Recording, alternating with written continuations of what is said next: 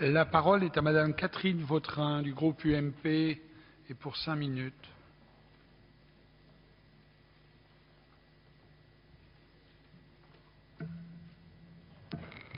Monsieur le Président, Monsieur le Ministre, Monsieur le rapporteur, mes chers collègues, la sécurité, nous le savons tous, tient bien sûr une place prépondérante dans les préoccupations majeures de nos concitoyens.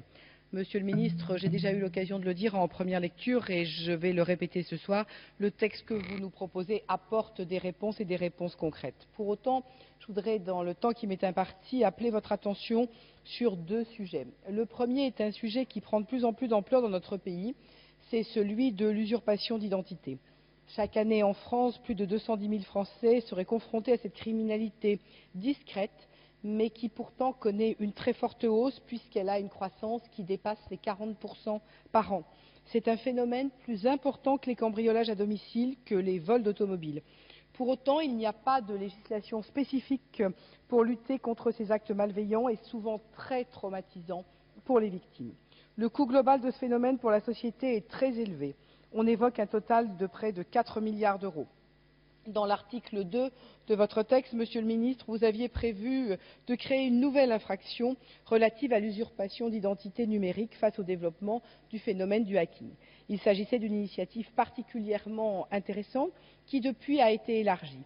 En effet, il semblait nécessaire de ne pas se limiter aux usurpations d'identité numérique puisqu'elles ne représentent qu'une partie tout à fait infime des phénomènes d'usurpation. Contrairement à ce que l'on pourrait penser à l'heure du net, le principal vecteur d'usurpation, c'est encore une usurpation constituée par des documents qui sont des documents papier.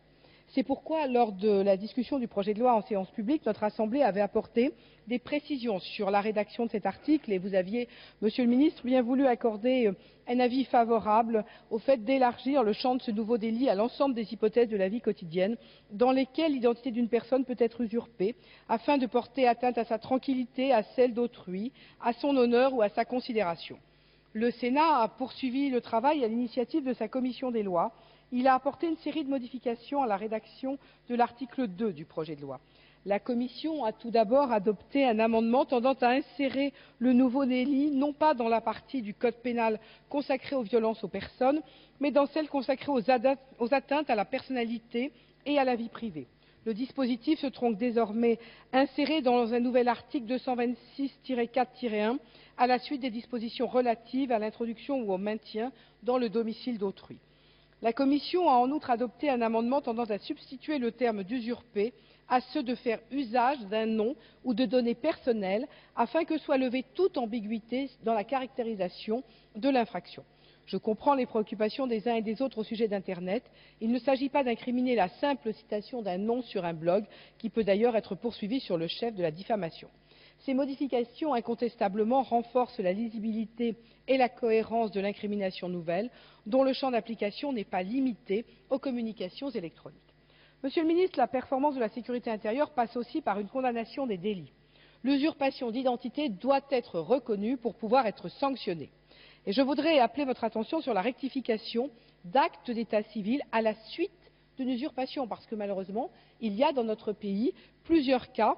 Le Sénat avait introduit une idée par un amendement en séance publique. L'idée était de modifier l'article 99 du Code civil relatif aux rectifications des actes d'état civil. En l'état actuel du droit, l'article 99 dispose que ces rectifications sont ordonnées par le président du tribunal de grande instance. Nos collègues sénateurs avaient envisagé que le procureur puisse saisir d'office le président du tribunal afin de rectifier l'acte d'état civil lorsqu'il est établi que sa rédaction résultait d'une usurpation. Cette modification pouvait, à première vue, sembler combler un vide juridique, notre droit ne permettant pas d'obtenir automatiquement, bien sûr, la restauration de l'intégrité de l'état civil des personnes victimes d'une usurpation.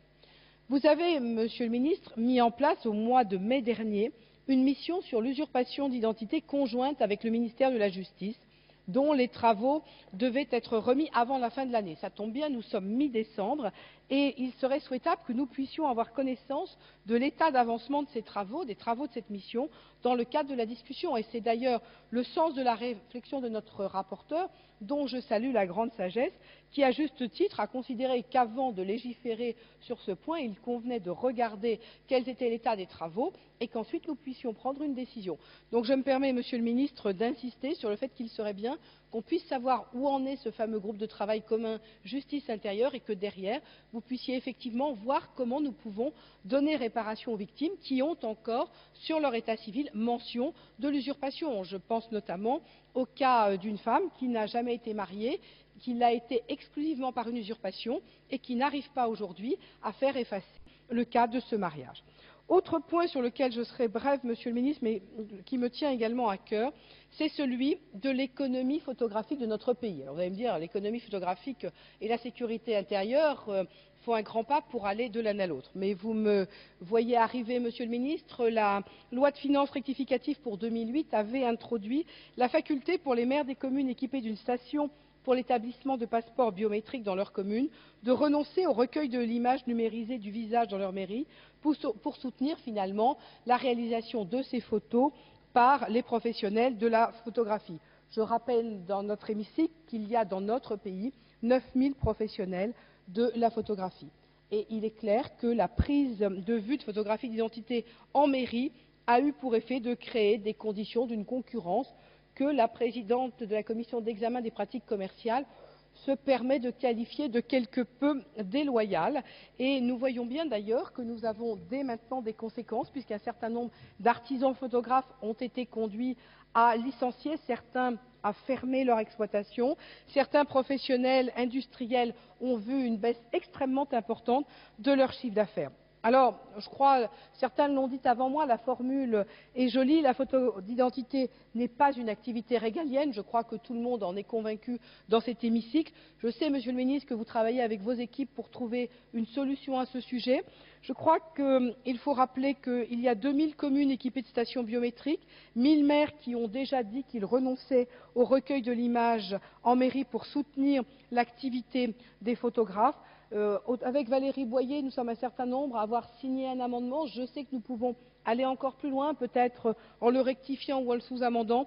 En tout cas, moi, je voudrais redire ici ma volonté, à l'instar d'ailleurs de ce qui se fait dans d'autres pays de l'Union européenne, d'adopter un système de remise de photographies papier qui peut fonctionner parfaitement en établissant bien sûr des normes de sécurité et en intégrant tous les éléments biométriques dont on a besoin pour que les passeports et les documents de voyage délivrés puissent avoir évidemment tous les éléments de sécurité, mais que pour autant nous puissions parvenir à maintenir une activité économique qui est tout à fait importante dans notre pays. Je crois qu'il s'agit là, Monsieur le Ministre, d'une simple mesure de bon sens et je pense que là-dessus nous pouvons nous retrouver de façon très facile et vous pouvez compter sur mon soutien sur l'ensemble de ce texte.